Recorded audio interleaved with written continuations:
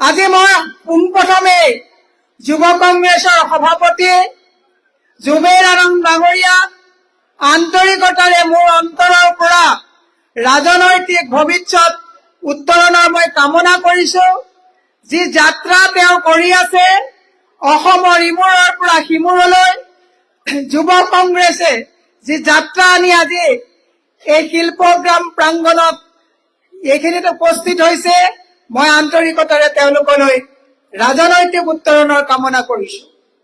এতিয়া মই বেছি দীঘলীয়া নকৰো, দুটামান কথা সাম্প্ৰতিক সময়ত কংগ্ৰেছ দলক কিয় শক্তিশালীভাৱে আমি আগুৱাই লৈ যাব লাগে তাৰ কেইটামান কথা কেৱল যাত্ৰাত আহিলে নহব, যাত্ৰাৰ পৰা এই কথাবিলাক লৈ যাব লাগিব।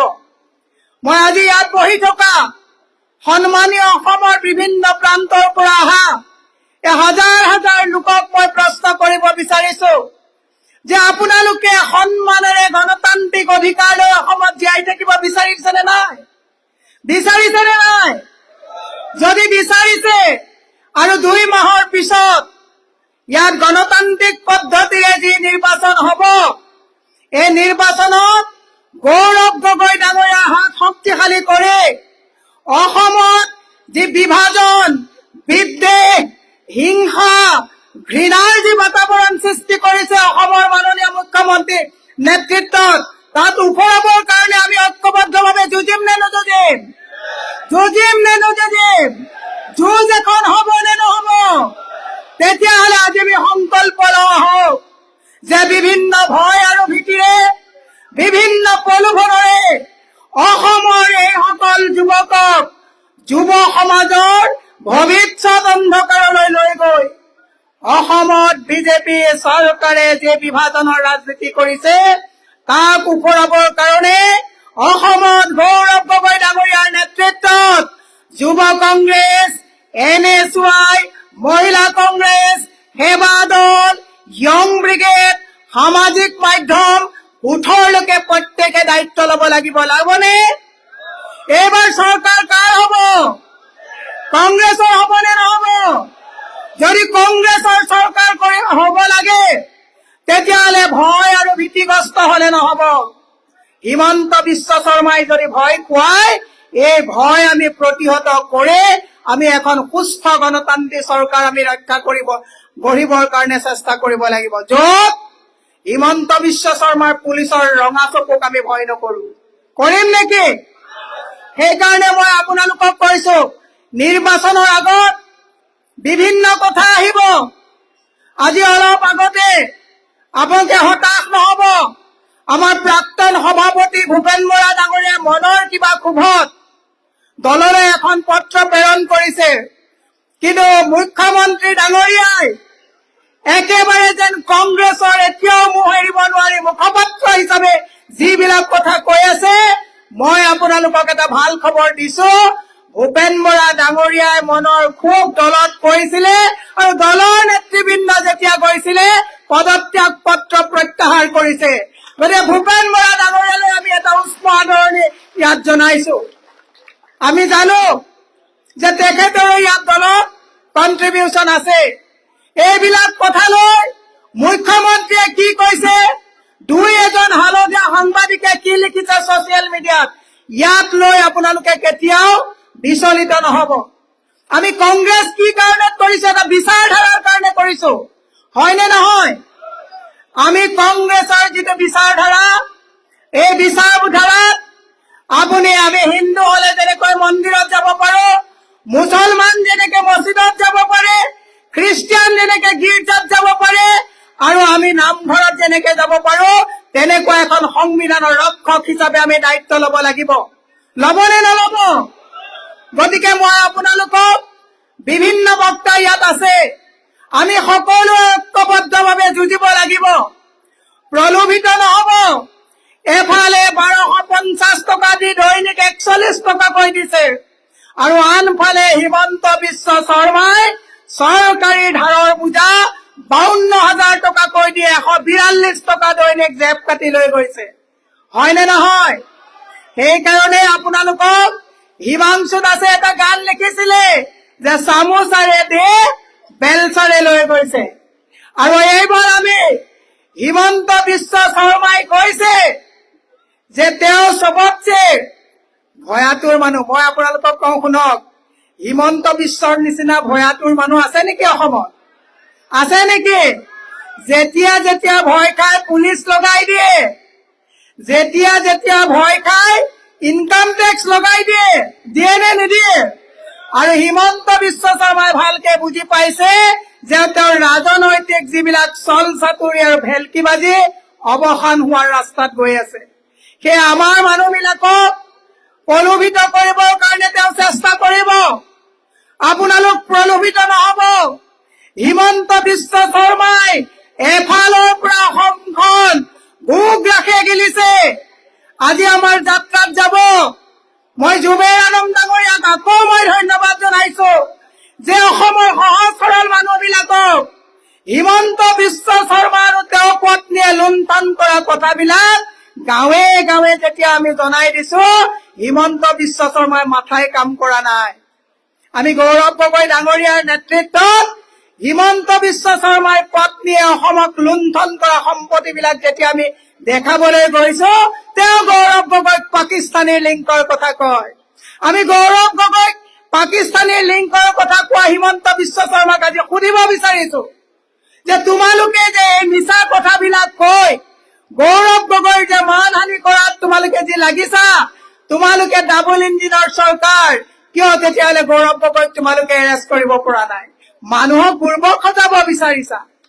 তেওঁৰ হাতত ৰিপৰ্ট কাৰ্ড নাই। আমি যেতিয়া সুধো যে কিমান লাখ মানুহক চাকৰি দিলা, তেতিয়া তেওঁ কয় গৌৰৱ গগৈ পাকিস্তানী লিংকৰ কথা কয়। দুৰ্ভাগ্যজনক কথা।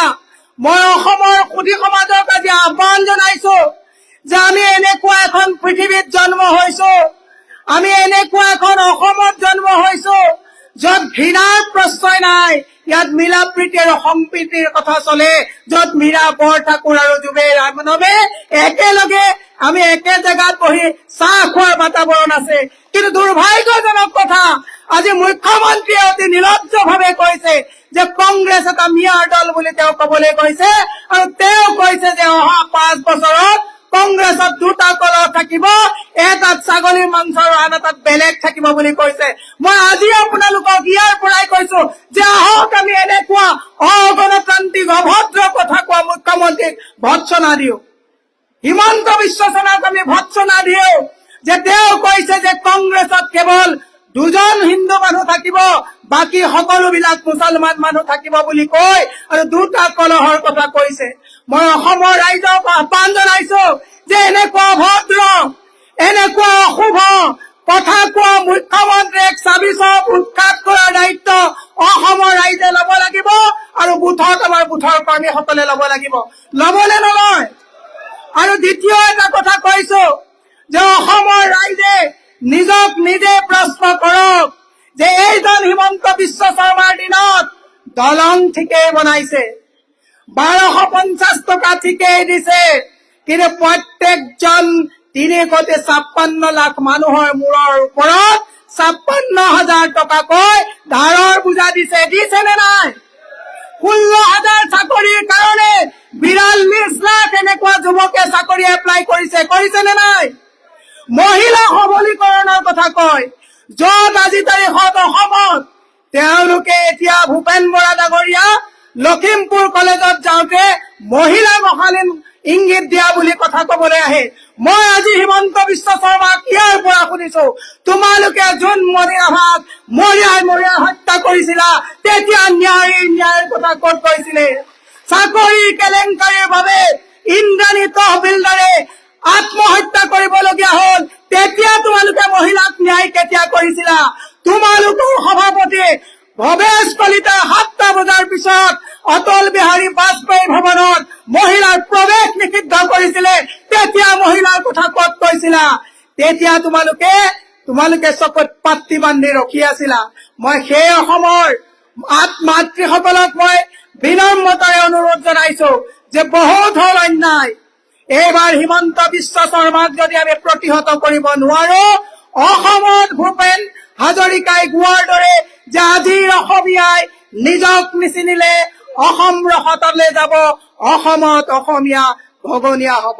সেয়ে মই আপোনালোকক দীঘলীয়া নকৰি এটাই আহ্বান জনাইছো যে আজি ইয়াৰ পৰা যোৱাৰ পিছত নিৰ্বাচনৰ আগদিনাখন হিমন্ত বিশ্ব শৰ্মাই আপোনালোকক লুণ্ঠন কৰি থোৱা স্মাৰ্ট মিটাৰেৰে আপোনালোকৰ ঘৰৰ পৰা ডকাইতি ডালা পইচাবিলাক সকলোতে GSTত ডকাইতি ডালা পইচাবিলাক বিলাবলৈ আহিবলৈ ল'ব। এয়া হিমন্ত বিশ্ব শৰ্মাৰ টকা পইচা নহয়, অসমৰ ৰাইজৰ তেজ পানী কৰা ঘাম মাটিত পেলোৱা টকা বিলাবলৈ আহিলে লৈ ল'ব, নহলে ৰিণিকি আৰু এখন ৰিজৰ্ট কৰবাত খুলিব। কিন্তু সিদ্ধান্ত যদি এইবাৰ যদি আপোনালোকে যিমান ধুমুহা নাহক কিয়, এইবাৰ যদি ৰাজনৈতিকভাৱে যদি আপোনালোকে শুদ্ধ সিদ্ধান্ত ল'ব নোৱাৰে, তেলে অসমত অসমীয়া ভগনীয়া হ'ব। যিহেতুকে মিটিংখন পাঞ্জাবাৰীত হৈ আছে, শিলপ্ৰগ্ৰামত হৈ আছে, মই গুৱাহাটীৰ প্ৰত্যেকটো সমষ্টিৰ মাননীয় সচেতন ৰাইজক মই আহ্বান জনাইছো, কৃত্ৰিম বানপানীৰ কথা পাহৰি নাযাব, বিশুদ্ধ খোৱা পানীৰ কথা আপোনালোকে পাহৰি নাযাব, পাহাৰত থকা লোকসকলে মাটিৰ পট্টাৰ নামত বসুন্ধৰাৰ যোগেদি আপোনালোকক যে বেঘৰ কৰা ষড়যন্ত্ৰত লিপ্ত হৈছে পাহৰি নাযাব, স্মাৰ্ট মিটাৰৰ মাধমাৰ পাহৰি নাযাব, আইসকলে ৰাস্তাত সোণৰ চেন পিন্ধি ওলাব নোৱাৰা অগণতান্ত্ৰিক পৰিৱেশৰ কথা পাহৰি নাযাব। সেয়া আহ্বান জনাইছো গৌৰৱ গগৈ ডাঙৰীয়াৰ নেতৃত্বত।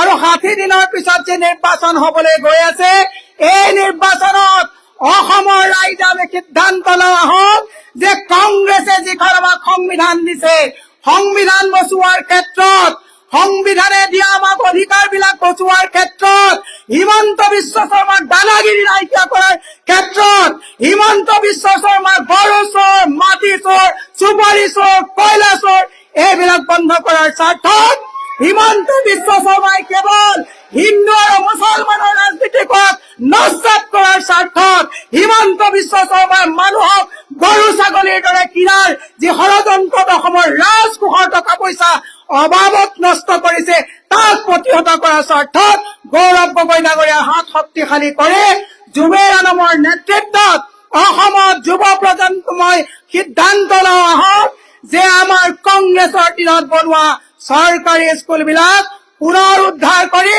27,000 প্ৰাইমেৰী স্কুলত যে শিক্ষকৰ পদ খালী হৈ আছে পুনৰ আমি নিযুক্তিৰ কাম কৰিম যদি আমাৰ চৰকাৰ আহে। যুৱ প্ৰজন্মৰ এই জুবেৰ আলমৰ নেতৃত্বত, গৌৰৱ গগৈ ডাঙৰীয়াৰ নেতৃত্বত আজি সংকল্প লোৱা হওক, কংগ্ৰেছৰ যদি চৰকাৰ আহে 64 লাখ মানুহৰ ঘৰত অন্যায়ভাৱে যে স্মাৰ্ট মিটাৰ লগাইছে ইয়াক অতৰাই খুলি দলিয়াই পেলাবৰ কাৰণে কংগ্ৰেছৰ হাত শক্তিশালী কৰোৱা হওক। গুৱাহাটীত 85,000 পাহাৰত থকা মানুহক বসুন্ধৰাৰ জৰিয়তে যি ভূমি পট্টাৰ পৰা নস্যাৎ কৰিছে, পুনৰ তেওঁলোকক এই ঘৰত সুখেৰে থকাৰ কাৰণে আহক গৌৰৱ গগৈ হাত শক্তিশালী কৰো আমি আহক। গুৱাহাটীৰ আশে পাশে থকা মানুহে এটুপি শুদ্ধ বিশুদ্ধ খোৱা পানীৰ কাৰণে যে কক বকাই আছে, তাক আমি পুনৰ পানীৰ ব্যৱস্থা কৰিবৰ কাৰণে অশোক সিংকালক ইয়াৰ পৰা গাদীচ্যুত কৰি আমি সঁচা অৰ্থত নগৰ উন্নয়নৰ এটা বিভাগ আমি চলাই নিয়াৰ কাৰণে কংগ্ৰেছৰ হাত শক্তিশালী কৰোৱা হওক। শেষত সকলোকে মই সৈনিকৰ দৰে আপোনালোকক কঁকালত টঙালি বান্ধি কংগ্ৰেছৰ হাত শক্তিশালী কৰি কংগ্ৰেছক বচাবৰ কাৰণে নহয়, অসমৰ প্ৰতিজন জনসাধাৰণক বচাবৰ কাৰণে বিজেপিত থকা কৰ্মীসকলকো কৈছো যে আপোনালোকেও যিজনৰ পাল্লাত হাত শক্তিশালী কৰি এখন সুস্থ গণতান্ত্ৰিক চৰকাৰ বনাই অসমখনত যাতে আমি ভাতৃত্ববোধ হিন্দু, মুছলমান, শিখ, ইছাই, খ্ৰীষ্টিয়ান আমি সকলো যাতে একতাৰে থাকে, মন্দিৰ, মছজিদ সকলোতে নামঘৰত যোৱাৰ যাতে এক পৰিৱেশ থাকে, য'ত মুখ্যমন্ত্ৰীৰ আসনত বহি এফালে এটা কলহত ছাগলীৰ মাংস আৰু এটা কলহত আন মঞ্চ থকা কথা কৈ কংগ্ৰেছৰ লক্ষ লক্ষ কৰ্মীক অপমান কৰাৰ যাতে স্পৰ্ধা নকৰে, তাৰ কাৰণে হিমন্ত বিশ্ব শৰ্মাক আজি শিল্পগ্ৰামৰ পৰা সকীয়াই দি মই মোৰ বক্তব্য সামৰণি মাৰিছো। মই এটা শ্লোগান দিম, সকলোৱে মোৰ লগত মাত দিব।